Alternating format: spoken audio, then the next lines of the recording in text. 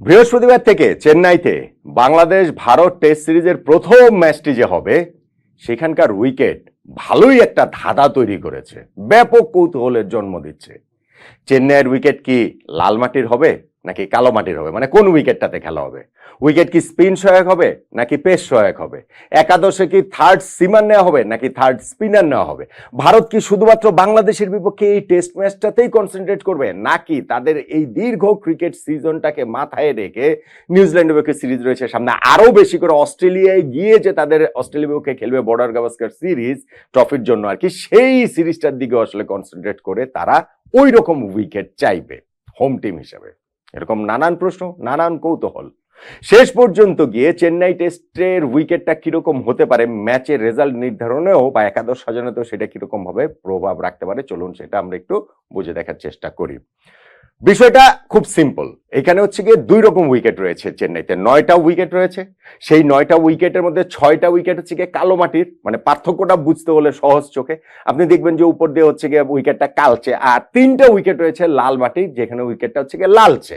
এখন এই লাল মাটির 3টা উইকেট কিন্তু চেন্নাইয়ের ন্যাচারাল উইকেট ওই কালো মাটির উইকেট, আর লাল মাটির উইকেট 3টার মাটিগুলোই আনা হয়েছে মুম্বাই থেকে, এবং সেই জায়গাটা থেকে দুই রকম উইকেটের বিহেভিয়ারে সিগনিফিকেন্টলি পার্থক্য রয়েছে। এবং সেই পার্থক্যটা বুঝতে হলে আমাদেরকে আবার যদি আমরা ফেরত যাই এই মাটিতে, লাল মাটিতে সর্বশেষ টেস্ট এবং কালো মাটিতে সর্বশেষ টেস্ট, একই টেস্ট সিরিজের পরপর দুটো টেস্ট হয়েছিল 2021 সালে ভারত ইংল্যান্ড টেস্ট সিরিজের। সেখানে কি হয়েছিল?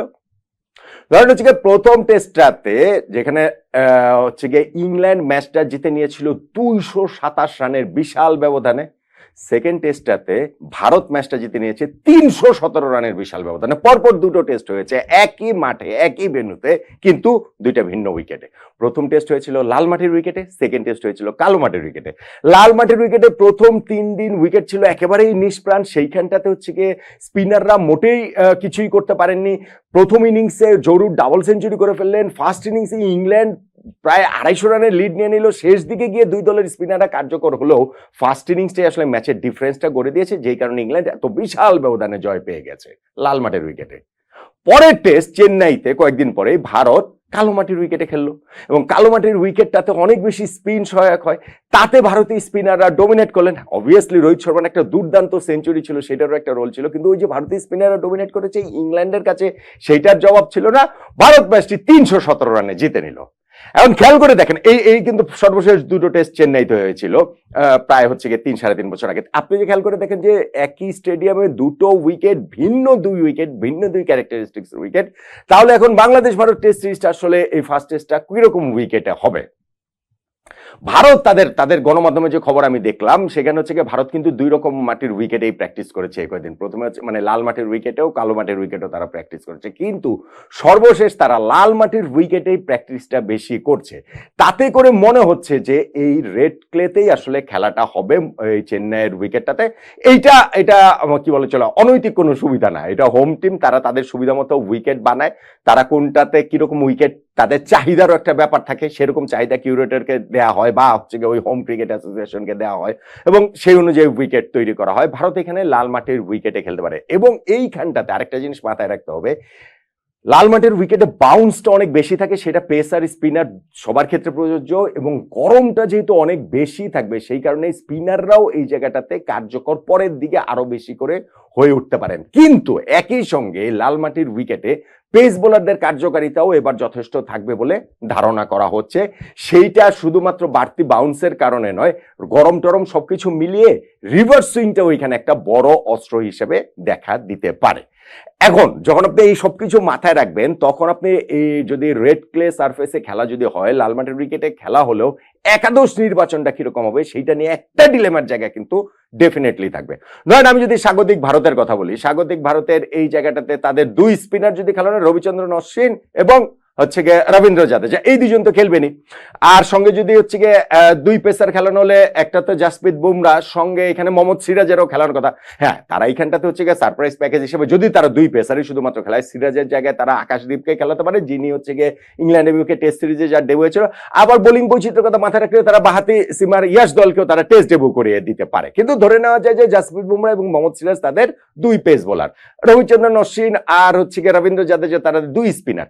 এখন যদি থার্ড স্পিনার নিতে হয়, সেইখানটাতে কি কুলদীপ যাদব নাকি অক্ষর প্যাটেল এখানটাতে আসবে? মনে হয় শেষ পর্যন্ত কি অক্ষর প্যাটেল চেয়ে কুলদীপ যাদবেরই সম্ভাবনার জায়গাটাতে একাদশে ঢোকার ক্ষেত্রে বেশি থাকবে। এটা হচ্ছে কি ভারত। আবার যদি বাংলাদেশের হিসাব করেন, বাংলাদেশের হিসাব করলে কিন্তু হচ্ছে কি 3 সিমার 2 পেসার 2 স্পিনার নিয়ে আমরা পাকিস্তানে খেলেছি এবং সেটা আমাদের জন্য মোটামুটি ইজি সিলেকশন। যদি আমরা 3 সিমার নিয়ে খেলতে চাই, তাসকিন, খালেদ রানা এবং হাসান মাহমুদ এই 3 জন খেলবে, সাকিব এবং মিরাজ এই 2 আমাদের স্পিনার থাকবে। কিন্তু ডিলেমাটা হয়ে যাবে যদি আমরা 3 স্পিনার নিয়ে খেলি, সেক্ষেত্রে থার্ড স্পিনার তাইজুল নাকি কি বলা চলে যে নাইম হাসান, এইটাও মোটামুটি ইজি ডিসিশন আমার কাছে মনে হয় যে তাইজুলকে নেবে। কিন্তু আমরা পেসার তখন কাকে বাদ দিব? আমরা হাসান মাহমুদ, নাহিদ রানা এবং হচ্ছে তাসকিন আহমেদ এই 3 জনের মধ্যে কাকে বাদ দিয়ে তখন একাদশটা সাজাবো? ওইটা কিন্তু আরেকটা ডিলেমার জায়গাটা তৈরি করবে। কিন্তু সেটা সেকেন্ড ডিলেমা। ফার্স্ট ডিলেমা হচ্ছে কি যে একাদশটা আমরা কিভাবে সাজাবো? এটা কি স্পিনারদের উপর বেশি নির্ভর করে ওরকম একাদশ সাজাবো, নাকি পেসারদের উপর একটু বেশি নির্ভর করে ওরকম একাদশ ওইভাবে হচ্ছে গিয়ে উইকেট হেল্প করবে সেভাবে একাদশ সাজাবো? দীনেশ কার্তিক, যিনি হচ্ছে গিয়ে হালফিলিত কমেন্টেটর হিসেবে বেশ নামডাক করে ফেলছেন, তার ক্রিকেটেও ব্রেইনটাকে অনেক বেশি সমীহ করা হয় এবং তিনি কিন্তু ওই কি বলে চলে চেন্নাইয়ের সন্তান।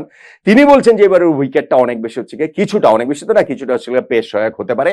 সো 3 জন পেসার নিয়ে একাদশ ভারত সাজাতে পারে। বাংলাদেশও কি সেই একই পটে হাঁটবে কিনা, আমরাও কি 3 পেসার 2 স্পিনার নিয়ে খেলবো কিনা, সেটা কিন্তু একটা কৌতূহলের বিষয়। উইকেট রিড করতে যদি ভুল হয়, সেক্ষেত্রে আগে যেরকম বিষয়টা ছিল যে বাংলাদেশ ভারতের এত হিউজ পার্থক্য ছিল, এখনো অনেক পার্থক্য। আমি বলছি না যে বাংলাদেশ ভারত কাছাকাছি চলে এসেছে, আমি জাস্ট বোঝানোর জন্য বলছি যে তখন বাংলাদেশকে ভারতের গোনায় না ধরলেও হতো। আচ্ছা ঠিক আছে, উইকেট রিড করতে ভুল করেছে, যাদের নিয়ে খেলেছি তাদের নিয়ে আমরা জিতে যাব।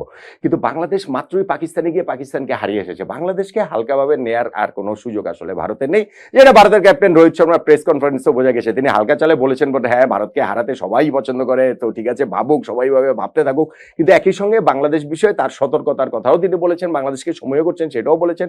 ফলে একাদশ নির্বাচনটা স্পট অন হওয়াটা 2 দলের জন্যই গুরুত্বপূর্ণ। আর যদি ভারতের সেটা স্পট অন না হয়, বাংলাদেশে যদি সেটা হয়ে যায়, তাহলে তো পার্থক্যটা আরো একটু কমে আসবে। চেন্নাই টেস্টটা তখন আরো বেশি ইন্টারেস্টিং হয়ে উঠবে বাংলাদেশ ভারতের মধ্যে। কি বলেন আপনি?